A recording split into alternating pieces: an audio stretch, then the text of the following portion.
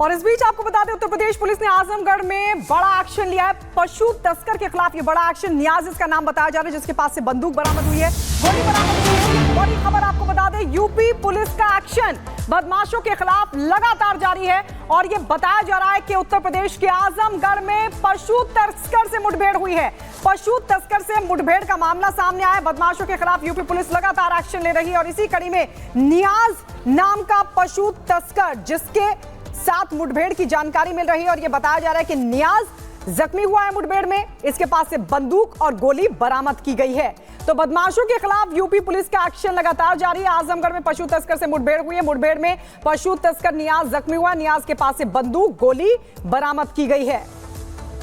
तस्वीर भी आप देख रहे हैं, लगातार ऑपरेशन लंगड़ा जारी है और इन बदमाशों का योगी की पुलिस पक्का इलाज कर रही है।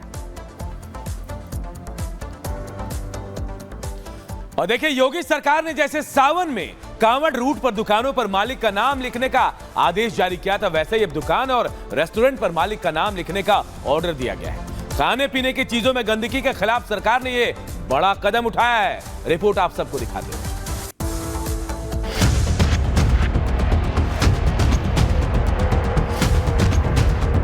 अंग्रेजी के बहुत बड़े लेखक विलियम शेक्सपियर ने एक बार कहा था कि नाम में क्या रखा है, लेकिन हिंदुस्तान में तो लगता है कि नाम में सब कुछ रखा है। और ये बात योगी बखूबी जानते हैं, क्योंकि इसी साल जुलाई का महीना था, यूपी में कांवड़ रूट पर खाने पीने और फल की दुकानों पर नामकरण का फैसला हुआ, जिसने इतना तूल पकड़ा कि विरोध, समर्थन से लेकर सियासत भी खूब हुई। मुद्दा सुप्रीम कोर्ट जा पहुंचा तो जबरन नाम लिखवाने पर सर्वोच्च अदालत ने रोक लगवा दी। लेकिन इस मुद्दे के बाद बहुत पानी बह गया है और जिसके बाद उत्तर प्रदेश से कई ऐसी तस्वीरें आई हैं जिसने जूस में, रोटी में, दूध में और खाने पीने की कई चीजों में गंदगी करते हुए साफ तौर पर दिखाई दी है। और इसका जमकर विरोध हुआ, बड़े एक्शन की मांग हुई, जहां से योगी को बड़े फैसले के लिए मजबूर होना पड़ा। इसी बीच तिरुपति बालाजी मंदिर के प्रसाद में मछली के तेल और जानवरों की चर्बी के विवाद ने यह तय कर दिया कि अब खाने पीने की चीजों में मिलावट और गंदगी बर्दाश्त नहीं है। और फिर सीएम योगी ने अपना नेम प्लेट वाला फैसला सबको सुना दिया, जिसके मुताबिक अब यूपी में हर होटल, रेस्टोरेंट और ढाबे के मालिक और मैनेजर की नेम प्लेट लगाना जरूरी होगा।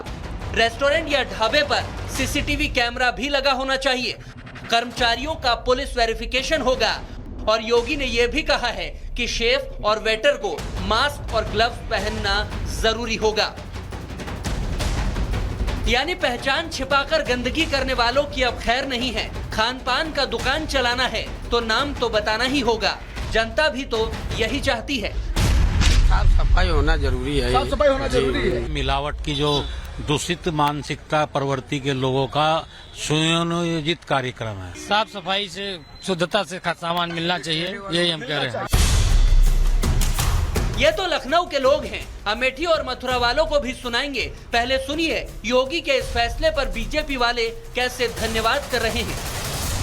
माननीय योगी आदित्यनाथ जी ने जो निर्णय लिया है वो बधाई के पात्र हैं। पूरा देश आहत था, सभी के धर्म को खंडित करने का, खंडन करने का जो कुचक्र विदेशी ताकतों के इशारे पे हिंदुस्तान में रचा जा रहा था, उसके लिए निर्णय मील का पत्थर साबित होगा। जो खाद्य पदार्थों में मानव अपशिष्ट मिलाने का जो विषय सामने आया है वो बहुत क्रूर विषय है और उस पर कड़ाई से कार्रवाई हो, जांच हो।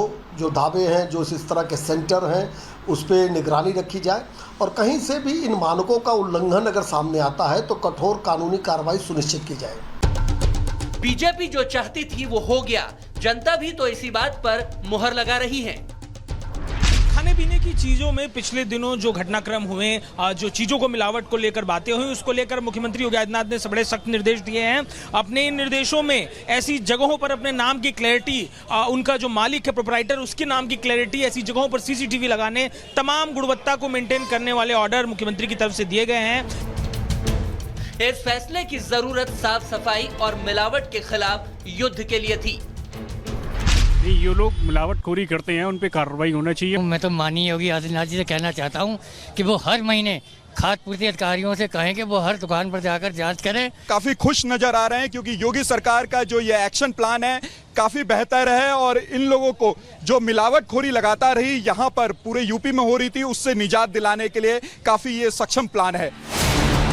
जनता को फैसला मंजूर है, विरोध करने वाले भी खुश तो होंगे ही, लेकिन पहचान अपनी है तो बताने में क्या दिक्कत है। Bureau report, Republic Bharat.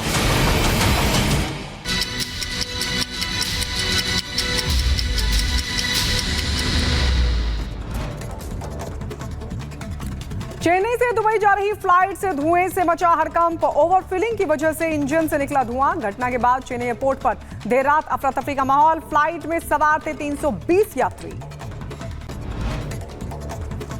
UP के आजमगढ़ में पुलिस और गौ तस्करों के बीच मुठभेड़। एक बदमाश के पैर में लगी गोली। पुलिस ने 2 बदमाशों को गिरफ्तार किया। पशु तस्करों के पास से तमंचा, कारतूस और बाइक बरामद। जम्मू कश्मीर के रियासी में चुनावी ड्यूटी पर जा रहे पुलिसकर्मियों पर वाहन खाई में गिरा। हादसे में 2 लोगों की मौत की जानकारी, एक हुआ जख्मी। नोएडा के सेक्टर 137 में नशे में धुत 2 युवकों ने पार्किंग में खड़ी गाड़ी को टक्कर मारी। हादसे में कार पूरी तरह से क्षतिग्रस्त है। पुलिस ने आरोपियों को पकड़ा। मध्य प्रदेश के दमोह में ऑटो और ट्रक की भीषण टक्कर हुई। 7 लोगों की मौत, 3 की हालत गंभीर। यूपी के बागपत में थूक लगाकर रोटी बनाने का वीडियो वायरल है। टटीरी कस्बे में चिकन कॉर्नर ढाबे पर थूक लगाकर तंदूर में रोटी डालता दिखाई दे रहा है शख्स। पुलिस ने मामले की छानबीन में जुटी। मुजफ्फरनगर में पुलिस ने फर्जी कंपनी का किया भंडाफोड़। फर्जी कंपनी बनाकर 925 करोड़ की फर्जी बिल बनाकर ठगी को दिया अंजाम। मास्टरमाइंड अजीम खान समेत 7 आरोपी धरे गए।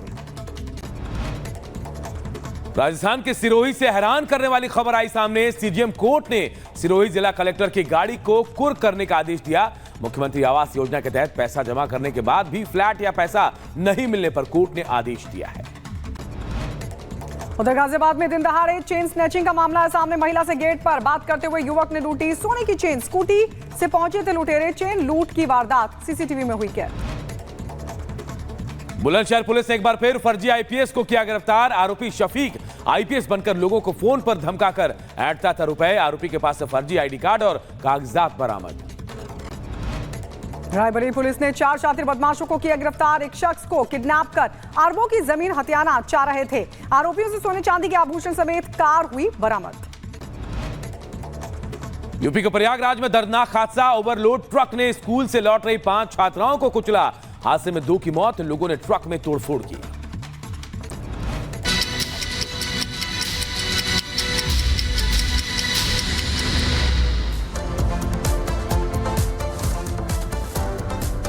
और चलिए बात चेन्नई की करते हैं। चेन्नई से दुबई जा रही थी एक फ्लाइट और अचानक से फ्लाइट में धुआं उठ गया।